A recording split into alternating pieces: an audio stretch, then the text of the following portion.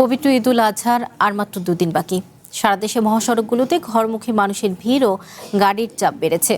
ঢাকা চট্টগ্রাম মহাসড়কে তেমন যানজট নেই, তবে ঢাকা টাঙ্গাইল ও ঢাকা ময়মনসিংহ মহাসড়কে দীর্ঘ যানজট তৈরি হয়েছে।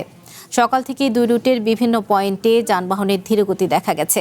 বিশেষ করে চন্দ্রাত্রী মোড়, শফিপুর, ভোগড়া ও চন্দনা চৌরাস্তা এলাকায় ভোগান্তিতে পড়েছেন যাত্রীরা।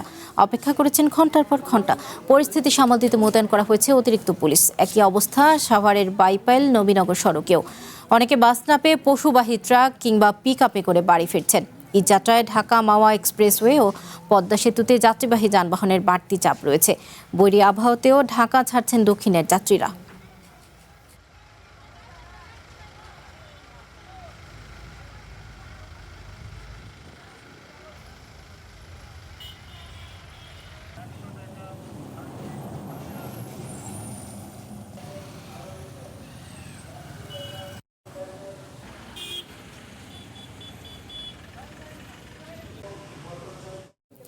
ঈদযাত্রায় গাবতলী বাস টার্মিনালে ঘরমুখ যাত্রীদের আনাগোনা থাকলেও বাস কাউন্টারে নেই টিকিট বিক্রির চাপ। কাউন্টারে বসে অলস সময় পার করছেন অনেকে। সেখান থেকে আরও জানাতে যুক্ত হচ্ছেন সহকর্মী সুকন্যা আমির। সুকন্যা, আপনি তো ওখানে আছেন, আপনি আমাদেরকে সর্বশেষ পরিস্থিতি জানাবেন এবং জানানোর চেষ্টা করবেন যে বাস কাউন্টারে টিকিট বিক্রির চাপ কেন নেই। সবাই কি টিকিট আগেই কিনে বাড়ি ফেরার জন্য উদ্দেশ্যে রওনা দিয়েছেন কিনা, বা কোনো ভোগান্তি রয়েছে কিনা, কি পরিস্থিতি সেখানে জানাবেন। আমি সকাল থেকেই গাবতলী বাস টার্মিনালে এসে যেটি আমি দেখেছি যে এখানে প্রায় অনেকগুলো কাউন্টার কিন্তু ইতিমধ্যে বন্ধ করে দিয়েছে এবং কেউ কেউ অলস সময়ও পার করছে। যারা কাউন্টার আছেন তারা কিন্তু বলছেন যে ঘরমুখ মানুষের ঈদ উপলক্ষে যেই যাত্রা, যেই উপচে পড়া ভিড় আমরা দেখি সেটি তেমন নেই।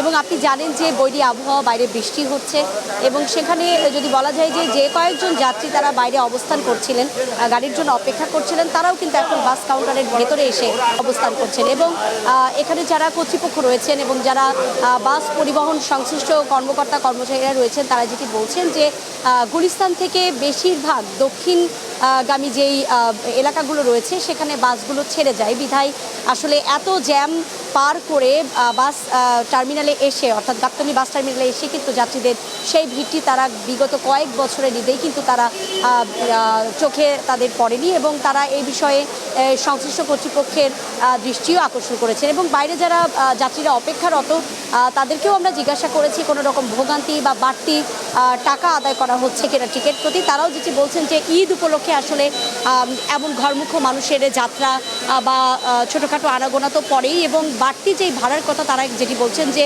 ঈদ উপলক্ষে এই বাড়তি ভাড়া মোটামুটি হয়েই থাকে, তবে তারা সেটি মেনে নিচ্ছেন কারণ খুব অল্প সংখ্যক বাস কিন্তু এই বাড়তি ভাড়া আদায় করছে বলে আমরা কয়েকজন যাত্রীর কাছ থেকে পেয়েছি। এবং সকাল থেকে যদি বলা যায় উপচে পড়া ভিড় তেমন নেই, তবে যারা আসলে খুব ঢাকার কাছাকাছি বাড়ি, অর্থাৎ নবীনগর, মানিকগঞ্জ এবং পাবনা, ঈশ্বরদী, সেই রকম যাত্রীদের কিন্তু ভিড় মোটামুটি রয়েছে। এবং এখানে সংশ্লিষ্ট কর্মচারী যারা রয়েছেন তারা যেটি বলছেন যে বেলা গড়ানোর সাথে সাথে এই ভিড় বাড়তে পারেও বলে তারা আশা প্রকাশ করছেন। গাবতলী বাস টার্মিনাল থেকে এই ছিল আমাদের কাছে সর্বশেষ। ফিরছি স্টুডিওতে। সুকন্যা, আপনাকে ধন্যবাদ।